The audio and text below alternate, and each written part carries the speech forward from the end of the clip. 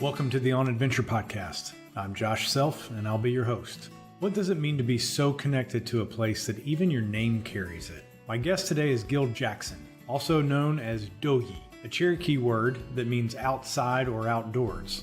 And that's not an accident. Gil was born in Robbinsville, North Carolina in 1951, and today he lives on 30 acres just 200 yards from the spot where he came into the world. He's a fluent Cherokee speaker, one of probably only 130 left remaining, an elder of the Snowbird community, an educator who's taught at Stanford, UNC Asheville, and Duke. And in 2014, he thru-hiked the Appalachian Trail, all 2,200 miles of it, walking partly to honor his ancestors on the Trail of Tears. What you'll hear in this conversation is a man whose adventure isn't about conquering anything. It's about Gadugi, or community. It's about seeing the Creator's creation, and it's about carrying a language and a way of life into the next generation before it's lost. Without further ado, here's my conversation with Gil Jackson. Gil Jackson, welcome to the On Adventure podcast. We were just chatting before hitting the start here, and like many of my guests on this podcast, you are also friends with Brew and Jen Davis. So they have been very generous to introduce me to some really, really interesting people. And I'm excited because of what I've read about your background and expertise. I'm really excited for this conversation. So I know you've had a long day. I appreciate you having this conversation with me at the end of a day, and we'll see where it goes. Okay, well, thank you. Glad to be here. So tell me, you currently live in Western North Carolina right now. Is that correct? Yeah, I live in Robbinsville, North Carolina, and I actually built a home probably 200 yards upstream from where I was born. I was born at home with the help of one of our beloved women. Her name was Maggie Wachacha. And so that was back in 1951. And I own about maybe 30 acres, and I built a home here, and it's wooded. Cannot see my neighbors, and have two streams on each side of my home, and I'm just incredibly blessed to live where I live. But I was gone for like almost 40 years, and I'll tell you, if you don't mind, when Cherokee babies were born in the past, when they cut the umbilical cord, and then there's a piece that's left over after, and it drops off after it heals, it drops off.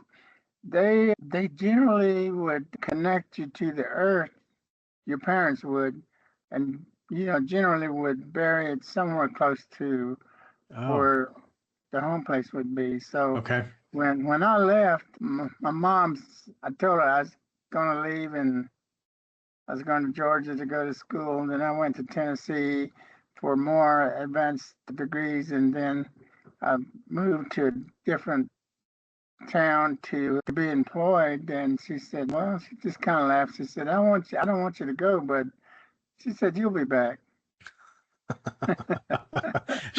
She knew. She knew. Yeah. That is such an interesting idea. I absolutely love that. So at birth, taking part of your creation and connecting it to the ground as a way to keep you always connected to where you came from. Mm-hmm. One of the things that I've done, Josh, in the past was I used to be probably a little bit more involved with the Cherokee speakers from Oklahoma. And most of them were older than me. A few of them were probably younger. And those that were removed during the removal back in the 1830s. And they always say when they come here, it feels like coming home. Mm. And I'm pretty sure they're connected too, in the same way that I'm connected. So were the ones you're referring to, would they have been born in Western North Carolina? No, but their grandparents would have, I gotcha. They're still connected, not directly, but they're still connected to this land, because through the generations, it builds up strength and power. So again, I love that. Such for someone that I moved every 2 or 3 years to a new city when I was growing up. There was no sense of connection to a home place or a birthplace or really much of a community because of that. So this is such a foreign idea to me, and I think many people that have grown up in modern America. Why do you think that's has been such an important part of the Cherokee community?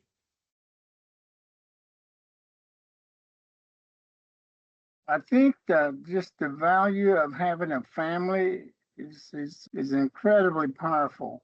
And that as long as you have siblings, as long as you have cousins and just kind of in the area for support. I mean, there's nothing like family that will support you when the need arises. And that must be because just in thinking that in my life, I would love to have moved to Colorado or Maine because it, Colorado is now kind of the population density is different than Atlanta, Georgia, Charlotte, North Carolina, Asheville, North Carolina, definitely in Nashville, Tennessee. And that's what I wanted to do, but I didn't want to leave family. I mean, I could have got a job probably anywhere I wanted to, and I've been able to just, I'm fairly well educated. But at the same time, I didn't want to leave my parents. And then after they were gone, I didn't want to leave my children. I have a son and a daughter. And, and now I don't want to leave my grandkids, which I will eventually, but that's not going to be my choice. Right. So Uh, tell me a little bit about what it was like growing up before you left to pursue education. What was it like growing up in the 50s in Western North Carolina? I grew up in an area about 50 or 60 miles from the main reservation, and it was a small, isolated community. And the only way to get to our community was one gravel road, which was sometimes muddy and sometimes not easy to travel on.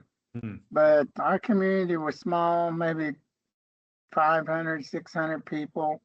And we had a community school, which was originally started and ran by the Quakers.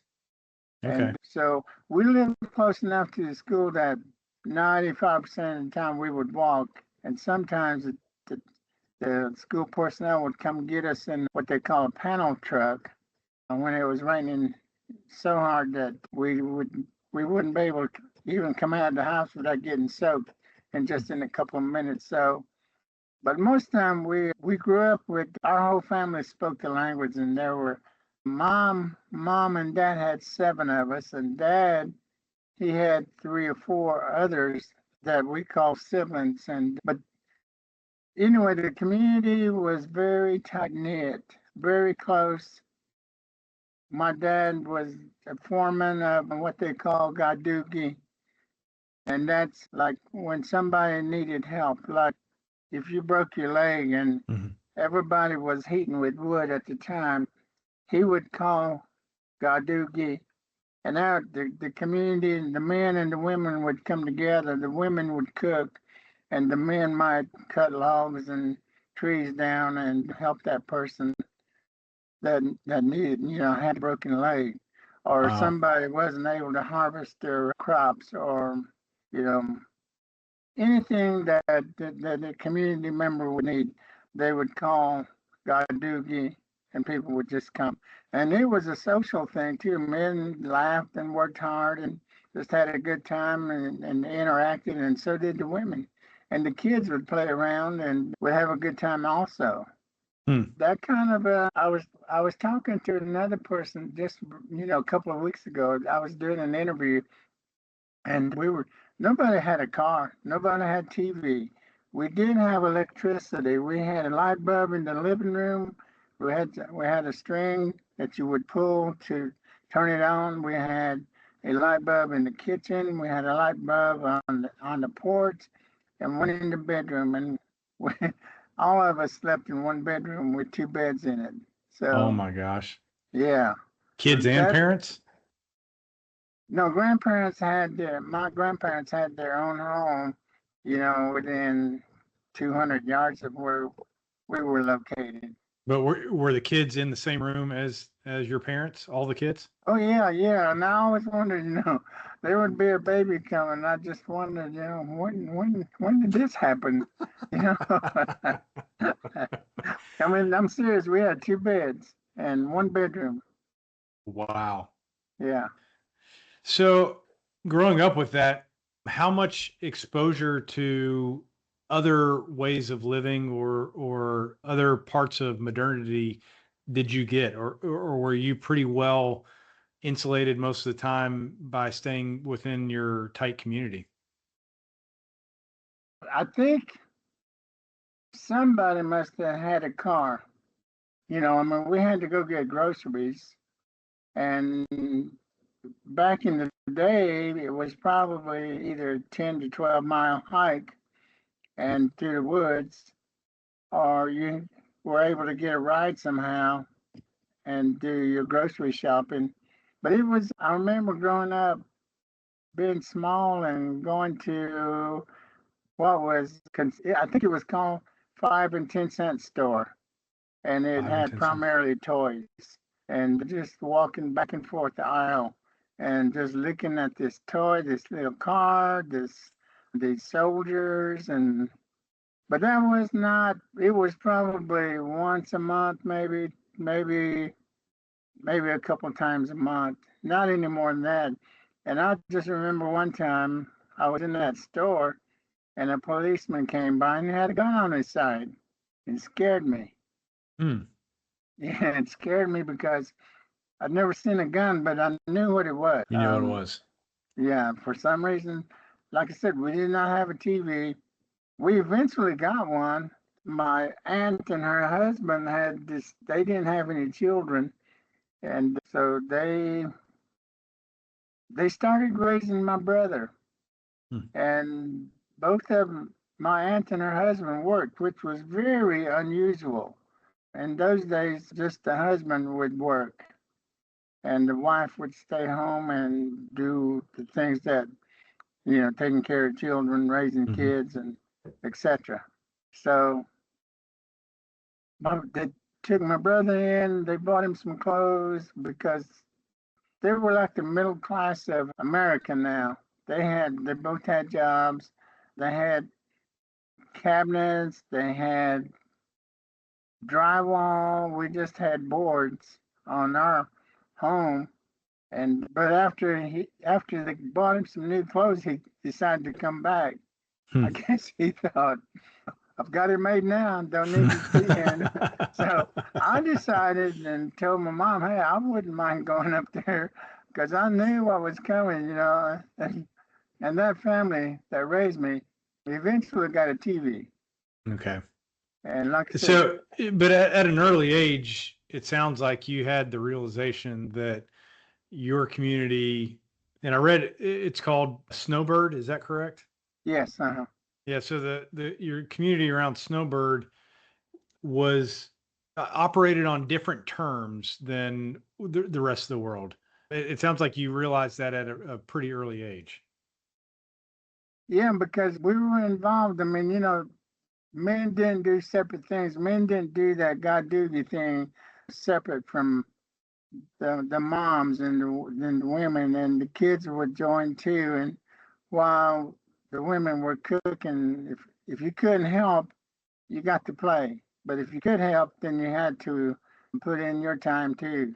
And that was a way of teaching you, this is your responsibility to the How is that? community. How is that managed? Because I can imagine, maybe this is my own biases, of kids and teenagers and even some rebellious adults saying, "Yeah, I'm not going to do that. You can't make me do that." So how was that kind of behavior handled within a tight community? It was voluntary. You didn't Hmm. have to, but I think that's something, you would probably shun in some way if you were not volunteering, and you may have been excused if you were a little bit too far away Hmm. because there were no roads, and or there was a road, that went into the community, and then it kind of branched off into different parts of the community. So I think, and I think it was considered shameful if you were not didn't have the attitude of helping. Hmm. And that's what Gadugi is all about. It's I think I tell people it's not a concept, it's more of a construct. It's a higher level of how things work. And it's hard to explain. But my dad was, like I said, my dad was foreman, and he would do the assignments like you're going to be bringing down trees, you're going to be sawing them up, and nobody had a gas powered saw. We had Hand saws. cross, yeah, what they call cross cuts, and two men on each. And you may have seen that on TV. They still do that for competition. Yeah, that's hard work. Yes. And somebody would have a couple mules and a sled, and we would load the wood onto the sled. And I learned real early, maybe 7 or 8 years old, to manage the mules. And yeah. Do you remember getting to a point of deciding, you know what, I want a future where I use my brain and less of my brawn, my body?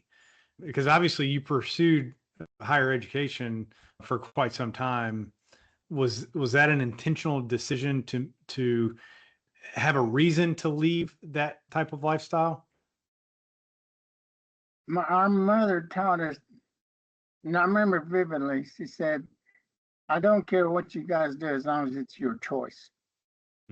Don't be like me that you don't have a choice. The only thing I can do is clean houses for people. And she would clean houses for some of them, millionaires in town. In Robbinsville, I haven't read anything, but I did hear per capita had more millionaires than any other small town. Wow. Which I don't think it's true, but that kind of tells you some level of wealth. Yeah. And so everybody knew us, our family anyways. We excelled in sports and contributed to the public high school. But the school that I was talking about was a community school. And after sixth grade, we would go into the public school, and we would be able to play football, baseball, basketball, and whatever the school would offer. What was your sport? Football and baseball. All right. What was your best position in baseball? Probably third base or catcher. Okay. Yeah. Third base or catcher. Yeah. You had a Brooks Robinson kind of arm? I think I did. Maybe even more. I wonder. A bit of a cannon, huh? Well, I lacked confidence, and the coach said, I want you to pitch. And I said, no, I don't know that I can. And he said, I know you can. But anyway, I said, I'd rather win than pitch, thinking I might screw up, Yeah, I had an arm, and the regret that has never left me is that I did not go out for college baseball at Western Carolina. Western Carolina had an incredible baseball program at the time that I went there. A guy I played baseball with in high school, I lived outside of Atlanta, Georgia, in Marietta in high school. And the guy that I played several years with ended up going to Western Carolina to play. They've had a good program for a while. But so did you go to Western Carolina for undergrad, or you went to UGA? I went to Western for 2 years and transferred to UGA. Okay. Yeah, that was pretty unusual. I mean, I'm fluent in Cherokee, and now I tell people I'm still learning English, and as well as I'm still learning Cherokee. And given the day, and I had to find a ride. Nowadays, moms and dad, they drop their kids off. They bring them with computers and rugs, you've seen the scene.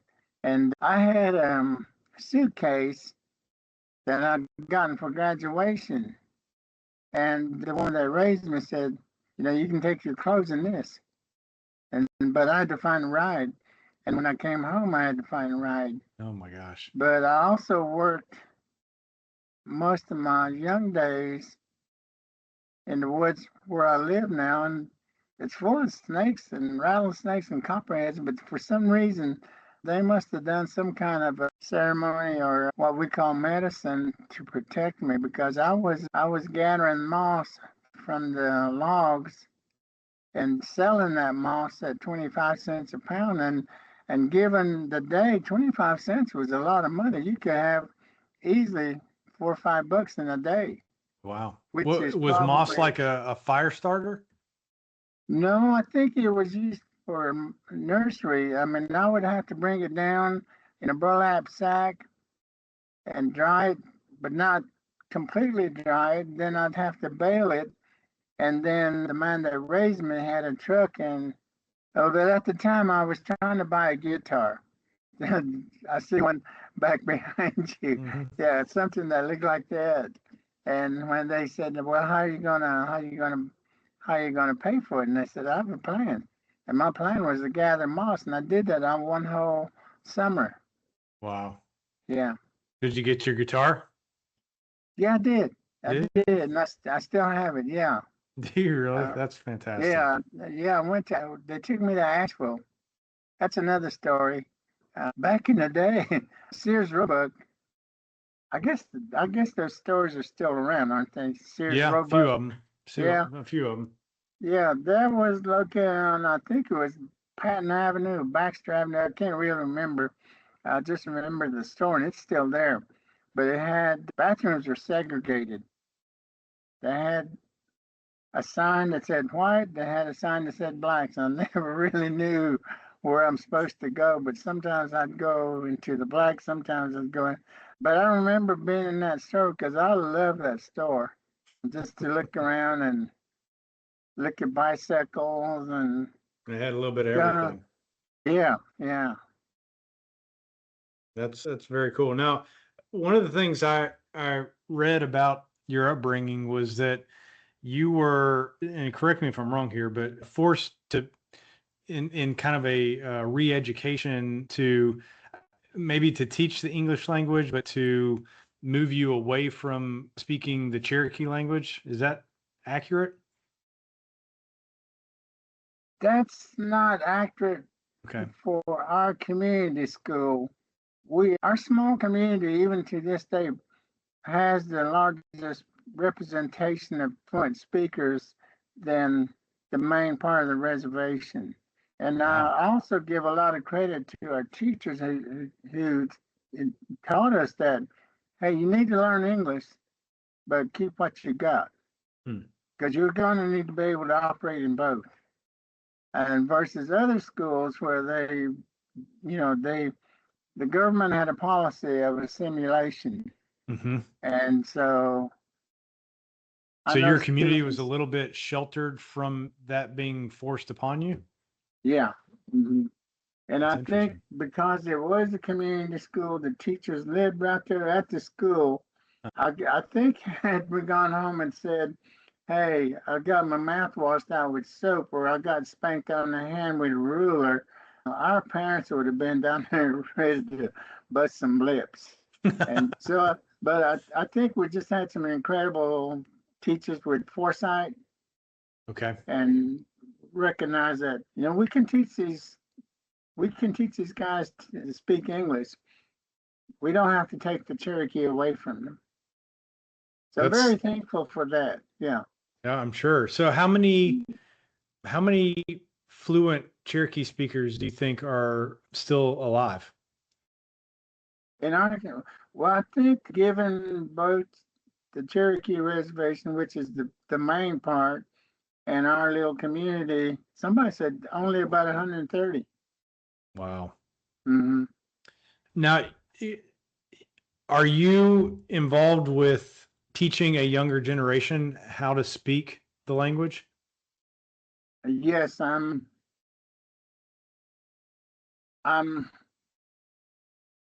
yeah, I would say so. Yeah, I work every day, and I'm very committed to trying to preserve the language as much as I can. And I've done well, I think, in, passing the language on. I have students that have excelled, and one of them is teaching at Western Carolina University. The Okay. same one that I talked about he was a former student of mine at Stanford, but I also had other students from Asheville, even non-Indian students that excelled in the language, and we would put them to work during the summer with our summer program Okay. for youth. I'm also working with young adults and teaching. I Okay. work until about, they say you can work as much as you want, but I only like to work about four 4 hours a day because I have 35 acres that I live on that I got to take care of, Yeah. and plus a garden. Yeah, That and takes a lot plus of work. my grandkids and their schedules. This week, as an example, we had one that graduated into high school. We have two of them receiving awards tomorrow. Hmm. We have one graduating into middle school on Thursday. We had some things going on last week with two of them. So, Goodness. yeah, I could do more. There's a time, I mean, we're on the 11th hour as far as the language reclamation. Do you see the tide turning with that, or does it feel like resolved that at some point it'll stop? I don't think the tide is turning now, though there are some, like we're probably losing, and I know you can't do it like this, we're probably losing an average of 2.5 speakers, fluent speakers a month. Oh, wow. And we're not producing enough to replace those, even just those 2.5. Yeah. Because I was talking to a friend who stayed with me, and she was a PhD linguistics student at Georgetown, and her focus was on the Cherokee language. And she was telling me it's probably one of the 10 hardest languages to learn in the whole world. And Wow. it is a very difficult, complex language. What makes it so complex? Just nouns are generally singular, verbs become plural. We have what we call object category verbs, like hand me the cup of water that is a liquid, hand me the shirt that is flexible, hand me this ball, the bowling ball, which has mass, hand me the kitty cat, which is alive. We've got to put all that into context anytime or give me, or I have, or even in eating. And there's at least, and then there's what we call people. Like you're first person, I'm second person, and this guy over here is third person. Mm-hmm. But there's 10 of those, and there's 10 of what we call the strong side or the active side, 10 on the inactive side. Like I have a headache. It's something that I didn't cause it. It just happened to me. Okay. Versus I'm speaking right now. I caused it. So there's 10 people on the strong side, 10 people on the passive side. Wow. And it's very complicated. Is that what is the language itself what your studies and degrees were around? Well, I have a degree in education, which helps me when I'm teaching because I know how to do lesson plans. I also know what adult learning theory versus small children Mm-hmm. versus teenagers, because all of those we learn. Infants. My mom and dad were not teachers, as anybody were, and your mom and dad were probably not teachers, No, but you no. learned English from them. Yeah. Right. So, given my degree in education, I know, or I have a pretty good idea what I can give you as a learner, as an adult. versus what I can give my 6-year-old granddaughter. Hmm. So that helps. And then my graduate degree was in administration and planning. And most of my work has been with nonprofits. The last full-time job I had, I was principal of a language immersion school. Okay. Mm-hmm. In Western North Carolina? In Cherokee, North Carolina. Cherokee. Yes. Okay. Mm-hmm. Yeah.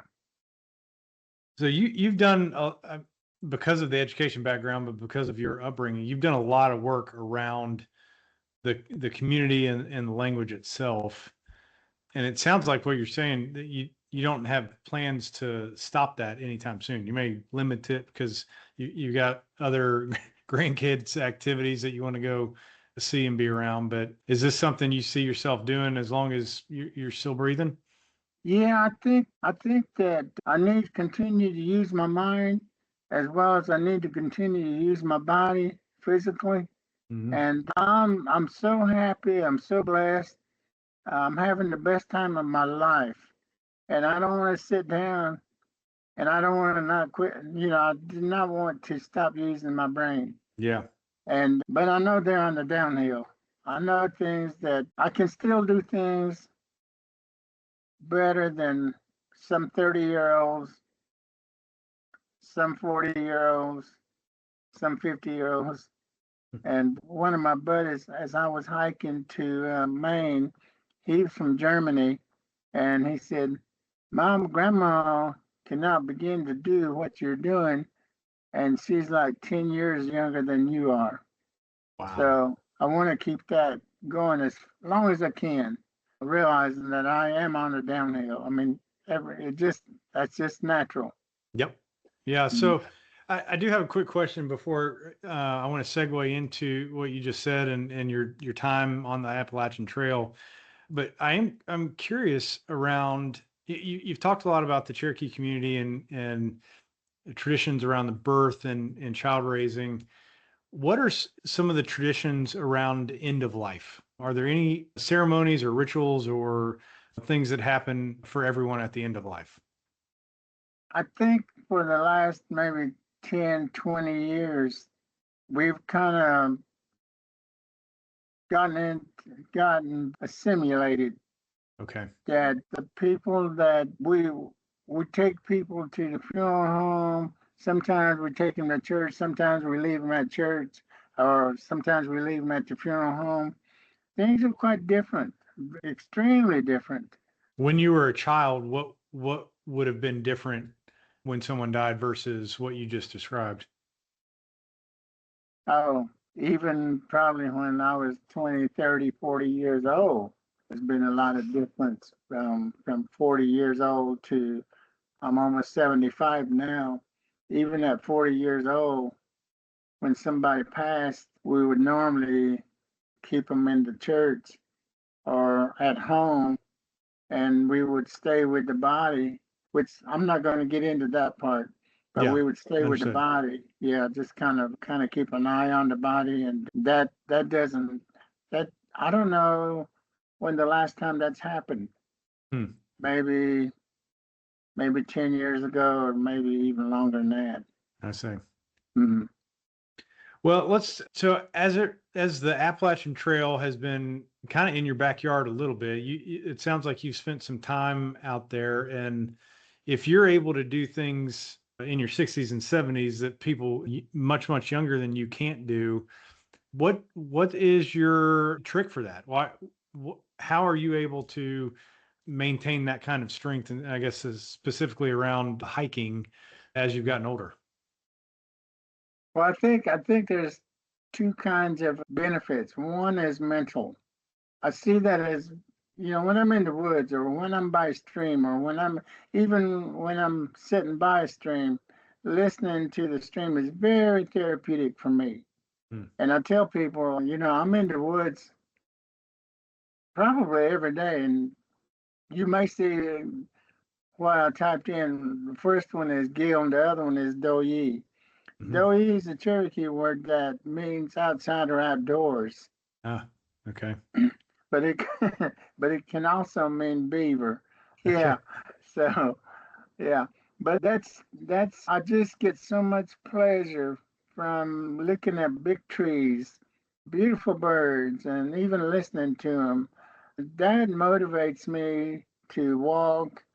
And let's see, I don't know what else to say. I mean, that's just Well, it sounds like nature is such a part of your being, if it's even in your name. But if you're walking all the time, just as part of your being alive, that keeps those muscles strong. I think for so many people as they age, becoming sedentary is the precursor to losing the ability and the strength to do certain things. And if you've never mhm. stopped, then it makes sense to me that you would maintain that strength. Yeah, I did stop 2 years ago, and I think back in 2017 we had a total eclipse come Hmm. through right through the where I live, and it was incredible. This first time I'd ever been in a total eclipse. And so I knew there was another one going on. I think it was 2004, but this one was going to start at southwest and go northeast. And I talked to a friend of mine who lives in Portland, Maine, and she said, "Come on up. I got plenty of room. You can stay." And so I went up to there and flew back to Knoxville, Tennessee. And coming back from Knoxville, Tennessee to Robbinsville, North Carolina, there's a road that they call it the Tail of the Dragon. It's ideal for motorcycles and fast cars. It's got 118 curves Oh gosh. and about 11 miles, I believe. And this fast sports car came around the corner and hit me on the side, and my hip went downhill from there. And so I, I've gained a lot of weight, but I sat around for a whole year, Mm. and until they finally decided that they need to replace my hip. And And so, that's gotten you mobile again? oh yeah, the new hip did. Yeah, Yeah. yeah, it's incredible. Other than that, I've not slowed down. I'm just now getting back into, oh yeah, COVID. I took those COVID shots. And I think 7 or 8 days after the last COVID shot, I think it was a booster, my heart went into atrial fibrillation, Oh my what they goodness. call AFib. Yeah. Yeah, and I just got that one under control. Okay. So, yeah, I've been dealing with some physical issues. Kind of hard to go And for long strenuous hikes when your heart goes off the I rails from know it time to goes, time. yeah, it starts pumping out of your chest. Yeah. But I did a really good hike this weekend. And it's hard to believe. I mean, I'm used to doing 25, 33, 38 miles an hour, not miles an hour, but miles per day. Yeah. One day, Josh, I did 48 miles. I was trying to do the Yeah. distance of 2 marathons, Yeah. but there was lightning on one of the mountains, and decided that 48 miles was going to be enough. That is a lot of miles in one It day. is a lot of miles, yeah. Man. Was that on the Appalachian Trail? Part of it was on the Appalachian Trail. All of it was in the Great Smoky Mountains National Park, and there's nothing easy. No, there's not. Everything to Uh, get to the trail in Smoky Mountain is straight up the side of the mountain. And hmm so if you're going up and down and over, it's Yeah, got a lot of elevation change. yeah, yeah. But they Um, said the Appalachian Trail is, God, is it something like 640,000 feet of elevation? It's the equivalent of climbing 15 Mount Everest, and whatever that. for Yeah. anybody that's never been on the Appalachian Trail, they would never guess that. You don't have big mountains in the east. Well, go up and down the Appalachian Trail for 2,200 miles. You'll Yeah, realize they're pretty yeah, steep. yeah, So yeah. what year did you through hike it?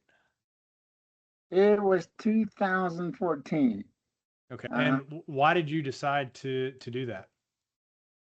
Well, I had quit my job and kind of got peeved with the person above me, and I said, "Oh, I don't need to work. I'll go on the trail." I mean, I didn't say that because I have money or anything like that, Hmm. but I had enough savings, and enough planning that I could take a few months off and still pay my bills. Okay. Hmm. So, Well, so that's one that's the you had the ability, but why did you decide to use that couple months to then go walk in the woods for 2,200 miles? okay, I think the biggest reason was I just thought about the Trail of Tears. Okay. And the part of the Trail of Tears starts in Robbinsville, North Carolina, and it goes almost straight up the mountain. And it's Hmm. an incredibly steep mountain over to Andrews. And I wanted to experience somewhat what they went through. Of course, I had high tech shoes, high tech clothes, but I was carrying my kitchen, I was carrying my bed, I was carrying my food on my back. And whereas I think some of them were able to hop on a wagon sometimes, and the food was, they didn't have to carry the food. But I wanted to experience the pain and the sorrow and the physical of part of what it takes to well, I think the Trail of Tears is about 950 miles, Okay. and the Appalachian Trail is right at 2,200 miles. And so I said, well, I'm going to go further. I'm going to climb more mountains. So maybe that kind of evens out. But Hmm. the big difference that I had to concede was I got to come home. Hmm. Yeah. Was there a particular moment on the trail where you felt a true sense of connection with what your ancestors went through? Yeah, I think every inch of it. Every inch of it. Yeah, yeah. Jennifer Farr Davis was talking at our school one time. We had invited her, and somebody asked her, Jennifer, what was the hardest part of the trail? And she said, it's all hard. Every And bit of it. yeah, yeah. So I think every inch of it just gave me insight into what they went through. Hmm. What an experience. Mhm. Have you done any long distance trails since then? I've done trails that were probably equally hard or maybe even more so in Vancouver Island. There's a trail called the West Coast Trail. I'm getting, I'm gonna do this winter. I want to go do the Inca Trail in Peru. Oh, wow. Yeah. Yeah. So I think by that time I'll be in pretty good shape again to walk and hike on those trails. And it's just I picked up a couple of hikers today. They were hiking on the road, trying to find a store where they could resupply their food. And I was telling them that, well, let me back up to the Vancouver Trail. You have to carry. There's no way to resupply. Oh, it's You have to, one way in. one way in, and they meet you at the end. And with the Appalachian Trail, you run into what we call trail towns. You Hmm. run into road crossings, and there's usually a store. With the Vancouver Trail, it has 100 ladders. Starting off the trail, we had to climb a ladder, which was probably 80 feet high. It was a bunch of ladders nailed together, and it was gorgeous. It was a gorgeous trail. And my friend Rachel, who was my tutor at Stanford, said, I'll do all the planning. And when she said, here's the plan, I said, first day, 6 miles. I said, I enjoy looking at you, but what else are we going to do? I mean, 6 miles. It took us 10 hours to do six Oh, miles. are you Yeah, serious? I'm serious. That And is there was one, slow going. uh-huh, yeah. And I appreciated those ladders because otherwise climbing those mountains would have killed us. And there was one day we were so tired. We only did, let's see, I don't know, 60 miles in about 5 days or something like that, maybe even less. We were so tired that we saw the campground down below us, but we were so tired we thought we might fall off those ladders, Oh, and gosh. they went down straight down. Because sometimes you go down 30 feet, there's a little flat landing. You go down another 20 feet, and maybe another 20 feet, and Wow. we had to eat before we could climb, so we would build up our strength. Yeah. Mhm. And that's called the Vancouver Trail? It's called the West Coast Trail. West Coast Trail. Okay. Yeah, on Vancouver Island. On Vancouver Island. Gorgeous, gorgeous, beautiful. Walruses, whales, bald eagles, bears, Wow. rainforest. Yeah, and Have, it can be extremely muddy. on all the time that you spent outdoors in the woods, have you had any dangerous or aggressive interactions with wildlife? There was a time somewhere in Virginia I was a little bit scared. There were two bears foraging, and I had to cook a meal, and I was just camped on the side of the trail, and bears can smell. Hmm. And I was a little bit afraid. I'd probably said more prayers that day than I normally would have. Yeah, yeah. So, but no. Other than that, I can't remember anything. Did you go northbound or southbound on the AT? I went northbound, and this was incredible. I think it was part of God's plan that I pretty much hiked most of the way on and off with some people. I enjoyed being by myself, but eventually, I did not want to do the 100-mile wilderness by myself because, it's just, you don't see nothing Yeah. except In beautiful fact, the mountains. 100-mile wilderness is what I thought about when you were describing the West Coast Trail, where Yeah. there's no out once you're in there. Mhm. Yeah. And so I met this girl, a Korean American girl, somewhere in Massachusetts. And then I met this German guy somewhere in Pennsylvania.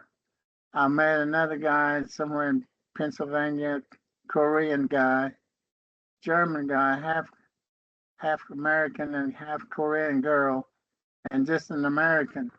There were four languages spoken in our group of five. Gosh. That's pretty incredible. Yeah. Mhm. But that was also a treat. And they wanted to learn Cherokee more than they wanted to learn German or Korean or English. Yeah, of course, everybody spoke English. Mhm. Yeah.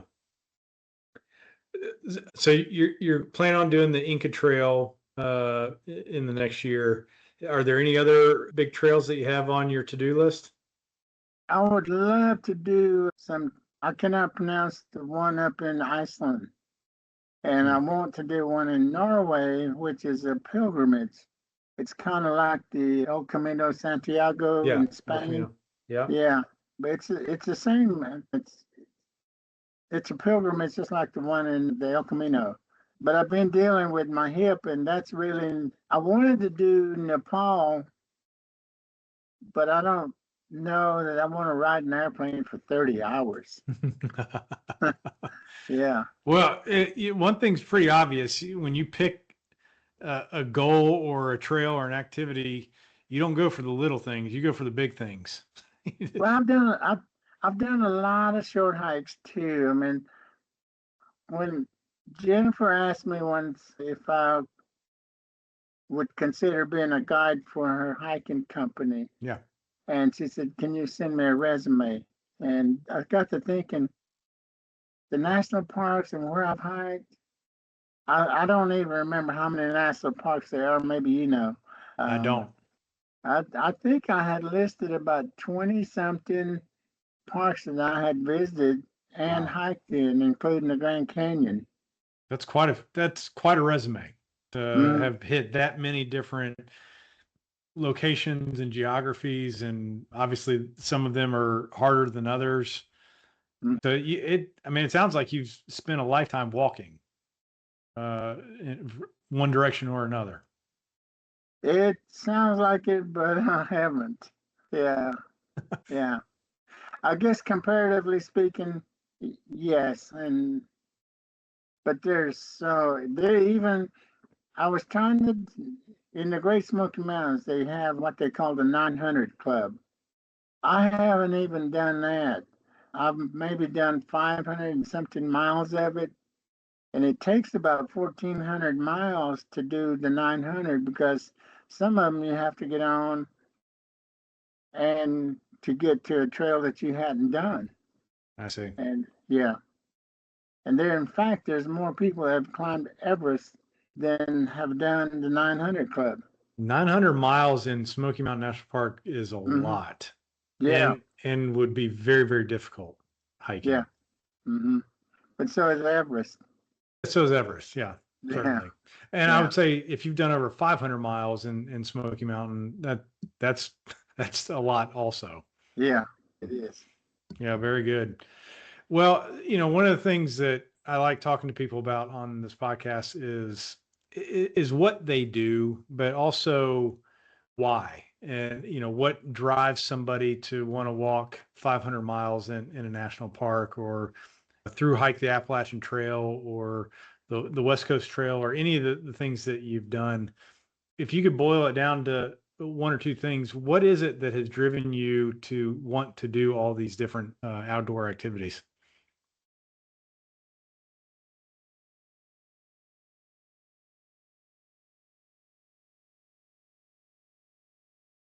I just think the variety of, I think just seeing and then being able, when I pray, I thank our Creator that He's given me the ability to appreciate what He has created. I went up to Rainbow Falls over the weekend. It's over in, outside of Gatlinburg, Tennessee. But I didn't go look at, I did go look at Rainbow Falls, which is pretty incredible and beautiful. But I went up there to look at the bridge, man-made bridge. It's probably 30 feet long. It probably weighs 30 tons that was put into place.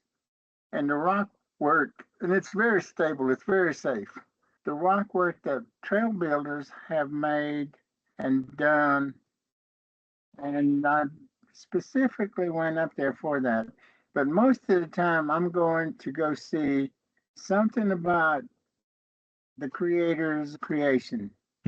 I went to Allen Bluff not too long ago, and there's a ridge, and it has a hole you can see right through the ridge, and it's probably 10 by 12 hole. And in fact, there's 3 holes, but most people don't even see the big one. So I think that's what drives me, is that I'm going to see something that's chimney tops. It's got a hole that goes through the top, and you can fall through, and you're going to fall 400 or 500 feet. But early in the morning, when the wind's blowing, it blows that fog through that chimney and comes out like smoke. I did not know that. Yeah, it's called chimney tops. It's closed off now because the fire that happened, somewhere around, I don't remember, 14, 15, 16, 2016. Yeah. Is that right along the Linville Gorge?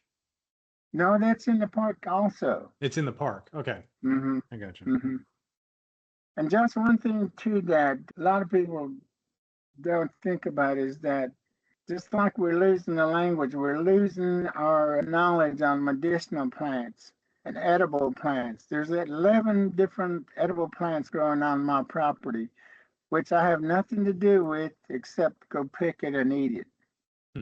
And that knowledge has been lost. There's medicine plants that grow on my property.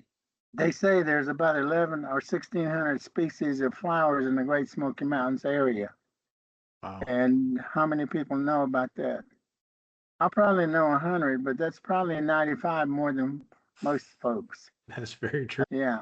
So if somebody would like to learn more about plant medicine that you're planning or that is still available, where would that be found? Generally, I just bring them to my property and I'll say, hey, let's go let's go look at some edibles. And you need to know what they are because they're very healthy. And I'm also into, which I've combined with my hiking and backpacking experiences, that sacred and significant sites Hmm. that and stories that go with it, and those are being lost. I mean, some of those are almost inaccessible because of the growth. And people who might know about them my age, they don't have the ability to get to those sites. And the people who have the ability don't know about them. Hmm. So for probably 50 years, I've been into locating those sites and taking younger people, sometimes 2 or 3 times, and so that they know the story and they know how to get there. That's Because very I don't cool. want to see that lost either. Yeah. Yeah. Are these sacred sites around your home there, or just any part No, around the they're park? all over. There's some in the park. There's some in Joyce Kilmer. They're all over. Yeah. Well, I may have to join you on one of these days. Yeah. That sounds really Yeah. fascinating. Mm-hmm. There's a museum director, and I don't know the other girl what her title is, but I guess maybe assistant or something.